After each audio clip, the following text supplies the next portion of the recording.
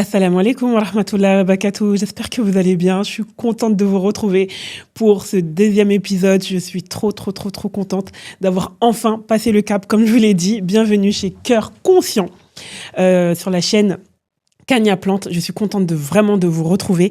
Aujourd'hui, on va parler d'organisation. Ah là là, ça c'est mon dada. Vraiment, là vous allez vraiment, j'espère que vous allez vraiment kiffer.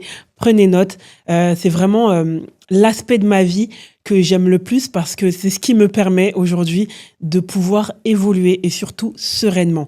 Et je dis pas être organisé au carré, au peigne fin, etc. Non, parce que malheureusement, on a toujours des imprévus. Et ces imprévus-là, il faut pouvoir les gérer au bon moment. Mais surtout quand on est organisé, ces imprévus, alhamdoulilah, on arrive à les prendre plus sereinement parce que, au final, on a pu organiser, on va dire, a priori un peu notre journée. Donc quand l'imprévu il arrive, on dit bon allez, c'est pas grave, on va faire avec parce que ma liste de to-do list elle est déjà presque cochée, donc je vais pouvoir gérer cet imprévu. Alors moi pendant longtemps, je croyais en fait que j'étais pas organisée. Pourtant, comme je vous ai parlé dans le premier épisode, je vous ai parlé du bloc-notes où je notais tout, absolument tout ce que je devais faire dans la journée. Et des fois, je me retrouvais submergée par tout ce que je notais parce qu'il y en avait trop et c'était le cafouillis. Et là, je me disais non. Par contre, là, il faut que j'arrive à me structurer, à noter tout ce qu'il y a à faire. Par exemple, je vous cache pas que j'ai 4 enfants à gérer à la maison et mon mari, bien sûr, et croyez-moi, un mari, ça reste aussi notre petit enfant aussi, alhamdoulilah. Donc, il faut gérer tout ça, sachant qu'il faut se gérer aussi soi-même, d'accord ? Et j'avais vraiment un manque de visibilité. J'avais un manque de visibilité parce que je vais chercher, par exemple, ma fille à l'école et qui me dit « Oui, maman, demain, il y a la sortie scolaire. Il faut un pique-nique. » Je vais chercher mon fils. « Demain, maman, oublie pas, demain, il y a la photo de classe. » Et l'autre qui me dit « Maman, il faut préparer mon sac de piscine. » Croyez-moi, en rentrant à la maison, si je suis dans le rush qu'il faut préparer le repas ou préparer le repas et oui, il manque un ingrédient, donc je dois filer au supermarché pour aller chercher un ingrédient, revenir et me dire « Ah oui, il y a le pique-nique, j'ai oublié les chips. » Vous voyez ce que je veux dire ? Je suis complètement à la ramasse. Donc si je vous dis ça, c'est vraiment pour éviter de se retrouver à la dernière minute vraiment frustré de tout ce qu'on a à faire et de se voir dormir à 2h du matin, voire 3h du matin et de devoir se faire livrer un pique-nique. Vous voyez, ça m'est déjà arrivé. Donc voilà, vraiment pour vous dire que on a tous les mêmes réalités. On a tous vraiment les mêmes lots d'émotions, la peur, on n'a pas forcément de la sérénité au quotidien. On a des doutes, on a de la peur, on a de la tristesse, on est des fois énormément fatigué, comme je vous ai parlé de la charge mentale dans le tout premier épisode. Mais là, vraiment, c'est vraiment pour alléger tout ça, s'organiser pour pouvoir avoir une meilleure journée et avoir un esprit un peu plus serein pour pouvoir pallier aux aléas de la vie. D'accord ? Alors, moi, quand je m'organise, je prends mon exemple. Quand je m'organise, je prends quoi, par exemple ? Je vous explique. Ce bloc-notes, c'est pas pour faire de la pub, bien sûr. Ce bloc-notes que j'achète dans les supermarchés. Alors, c'est un calendrier annuel que je pose sur mon frigo. Et croyez-moi, c'est un outil, mais vraiment aujourd'hui, il est devenu indispensable. Ça fait à peu près, je crois que c'est la 4e année que je l'achète et que je le pose sur mon frigo.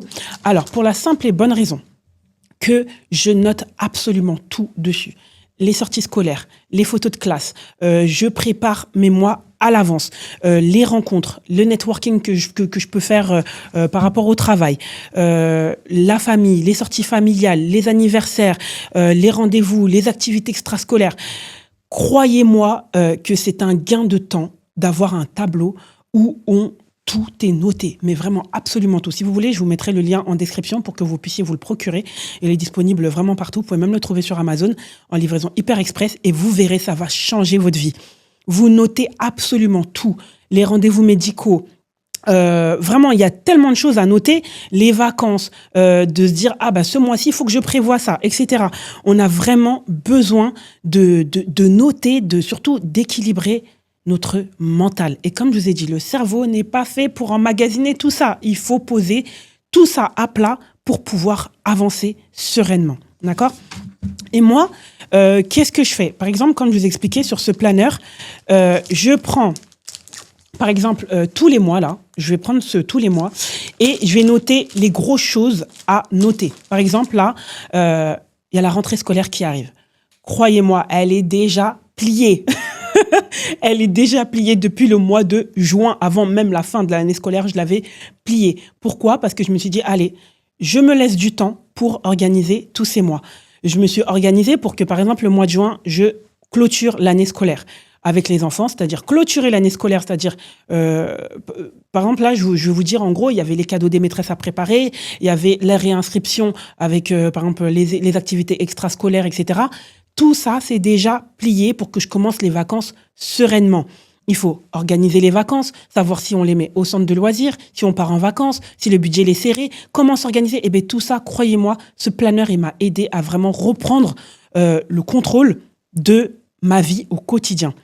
En septembre, il y a la rentrée scolaire. Il faut prévoir quoi? Il faut prévoir l'assurance scolaire. Il faut prévoir les courses, les courses déjà globales de la maison. Et là, je vous parle vraiment en tant que maman. Après, bien sûr, il y a des femmes célibataires où elles n'ont pas d'enfants, mais il faut quand même prévoir son année. Et c'est super important. Par exemple, on sait que au mois d'octobre, c'est la période où tout redescend, les heures vont changer. Faut pas oublier de prendre, par exemple, ses vitamines D en carence. En décembre, il y a les fêtes. Voilà, le budget commence un peu à augmenter. En janvier, février, on sait qu'il y a le ramadan qui arrive. Donc, il faut s'y préparer 3 mois avant. Depuis le mois de Rajab, on commence à se dire, allez, on va semer les graines, il faut qu'on commence à s'organiser pour que le ramadan, il arrive sereinement et que je puisse le jeûner vraiment facilement, de se noter même dans le calendrier que lundi et jeudi, je commence à jeûner petit à petit, au moins 1 à 2 fois par mois.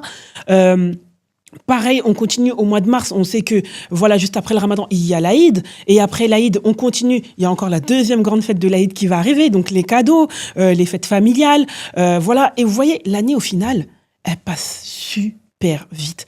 Là, je vous ai parlé de 12 mois en même pas 3 minutes. Vous voyez ce que je veux dire? L'année, elle passe excessivement vite. Alors là, je vous ai même pas mis le budget vacances. Je vous ai pas parlé vraiment de... par exemple, les cours de langue que les enfants ils peuvent prendre, ou même les cours de langue qu'on peut prendre nous-mêmes. Voilà, on est en constante évolution, comme je vous l'ai dit. Et tout ça, c'est des gros événements qu'on ne peut pas laisser attendre que ça arrive et se dire, bon, ah oui, là, il y a le cadeau des maîtresses, bon, je m'y prends, bon, là, il faut que j'y aille, là, il faut que j'aille acheter un truc. Non, il faut s'y prendre bien à l'avance. Moi, vous savez, depuis le début de l'année, en septembre, ben, je demande à mes enfants, écoutez, quand vous arrivez à l'école, demandez à la maîtresse qu'est-ce qu'elle aime, quelles sont ses couleurs préférées, etc.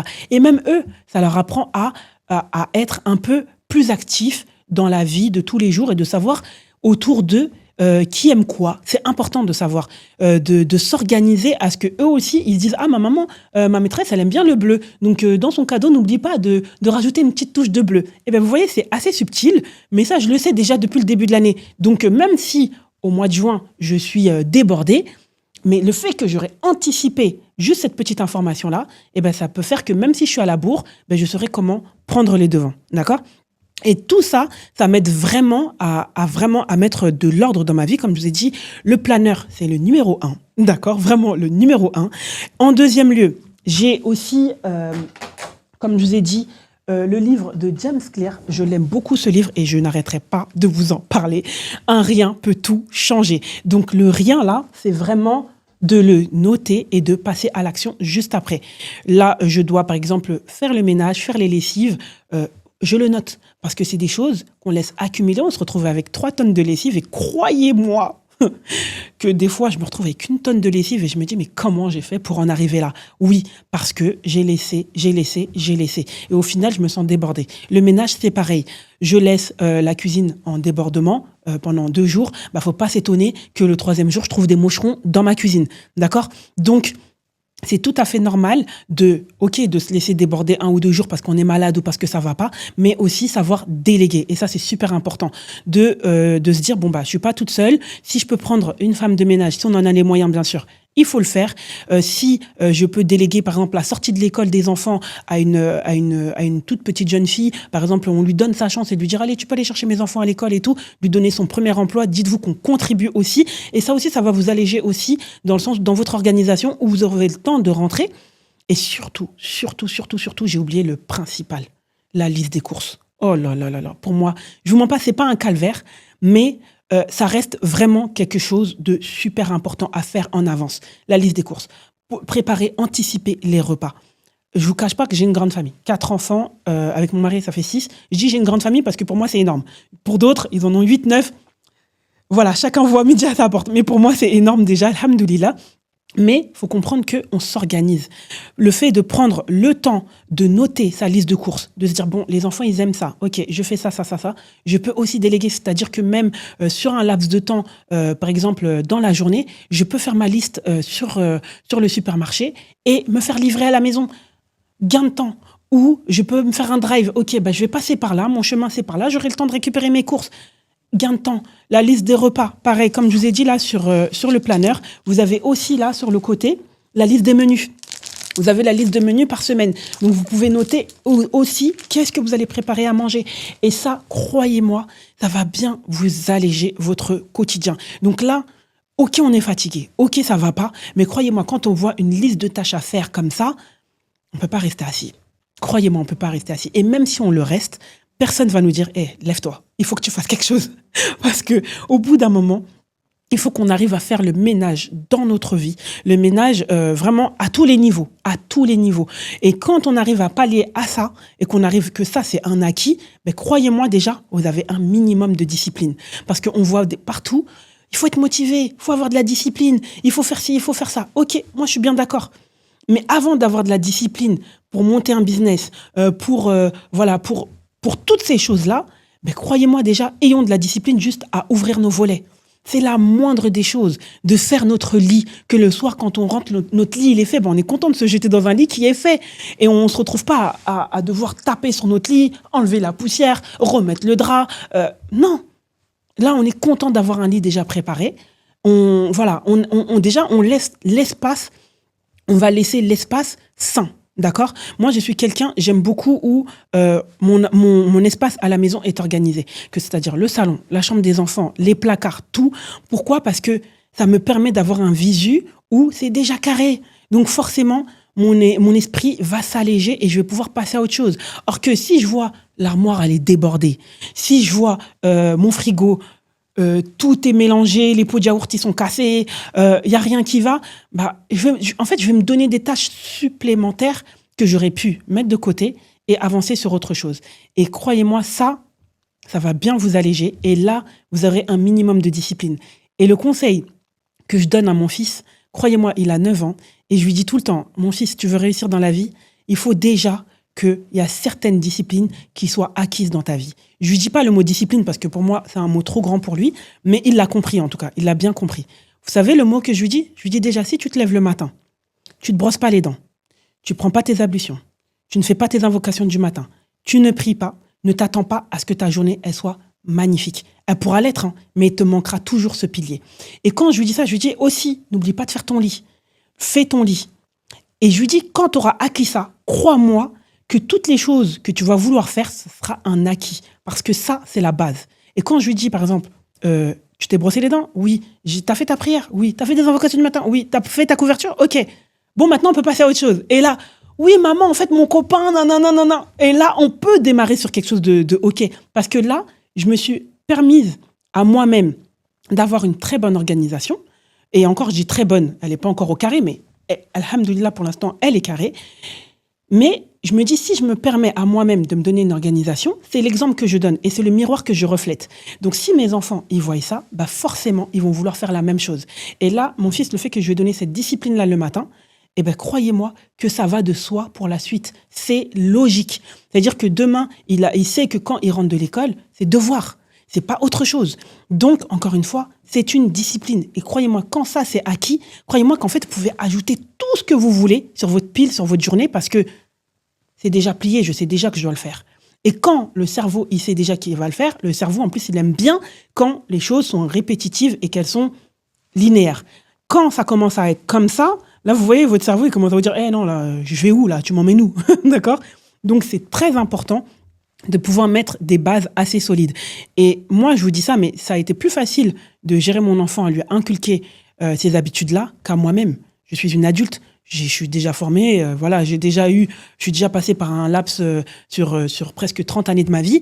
Bah, croyez-moi qu'aujourd'hui, c'est dur de se dire, ah, bah, en fait, je dois recommencer, je dois faire ça, je dois faire ça, je dois faire ça.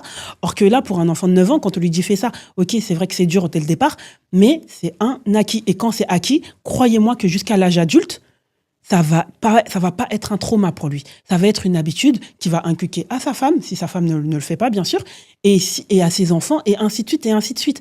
Et bien sûr, là, on va contribuer aussi à l'humanité, on va contribuer à vraiment à tout ce qui nous entoure dans la vie, parce que on peut très bien donner conseil à nos voisins, à tout le monde, et surtout, notre organisation ne nous empêche pas d'être heureux, d'être épanoui, et surtout, comme je le dis toujours, poser une très belle intention quand vous faites votre organisation. Quand vous faites votre lessive, posez une très belle intention en se disant, ça là, je le fais, vraiment, ça va m'apaiser. Et vraiment ça là. Et je vais ajouter aussi le nom d'Allah, As-Salam. Moi, à chaque fois que je fais une tâche, je demande à Allah de me mettre la paix dans le cœur quand je le fais. Parce que croyez-moi, des fois, c'est difficile de ranger, de devoir repasser 10 fois dans la même pièce, de devoir ramasser les chaussettes des garçons. Voilà, excusez-moi, je l'ai dit. Mais de ramasser leurs chaussettes toute la journée ou de dire ah les garçons baissez la cuvette, vous voyez des choses comme ça. Eh ben croyez-moi, je demande toujours ya Allah, salam, baisse mon cœur, apaise-moi. Faut que vous voyez, faut que j'ai la paix, d'accord. Et vraiment mettez les causes, faites les causes, mais surtout mettez l'intention. Précédez toujours par l'intention et vous verrez que vous serez épanoui. En tout cas, ça m'a fait plaisir de vous expliquer tous ces petits tips. N'hésitez pas, si vous avez des questions, n'hésitez pas à me les mettre en commentaire. Et surtout, retrouvez-nous sur notre groupe privé. Je mets le lien en description pour qu'on puisse échanger. Si vous avez des questions, si vous voulez participer à une de nos conférences bientôt. Donc, avec grand plaisir, je serai super contente de vous retrouver. Et je vous dis à très bientôt. Salam alaikum wa rahmatullahi wa barakatuh.